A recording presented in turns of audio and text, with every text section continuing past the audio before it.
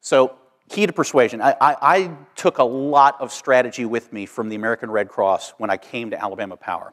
And one of the things that we learned through some very specialized training in Atlanta involves what's called risk communications, all right? Anybody know what risk communications is? Essentially, I know you do. Essentially, risk communications is an understanding that in times of peril and distress, people process information very differently than they do ordinarily. So it turns out the Centers for Disease Control in Atlanta have done more research along this line than anybody. Because if you think about it, if there's a threat of a swine flu or a pandemic or some kind of big problem, you can't just say, make sure you wash your hands. You want to make sure that when you ask people to wash their hands, that you're asking them in the way that statistically makes them do it. It's not enough to cover your ass and say, well, we told them. You want to tell them in a way that actually drives the behavior that you're looking for. So the CDC has done incredible research into what gets people to actually do things when their brain is messed up.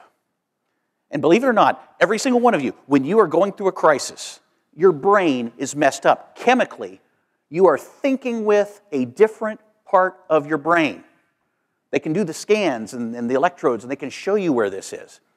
And it turns out that the part of the brain that you're thinking with in those scenarios is the same part that's plugged into the visual cortex. So if you want to persuade people in a time of crisis, you got to use pictures. The key to persuasion is reaching people where they are and where they can think. A substation destroyed in Tuscaloosa, not enough to salvage. That picture alone says so much, but now we're amplifying it and we're getting it out, okay? Yes, that's our CEO at the time, Charles McCrary, visiting the restoration effort in Inverness. This is like a standard thing. Anytime there's a big disaster, you trot out the CEO, you trot out the top brass of the company, because what does that communicate? Steve, what does that communicate? Concern.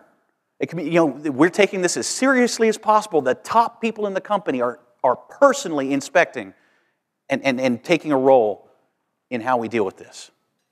Okay? That's standard. But now we're putting it out in a social context.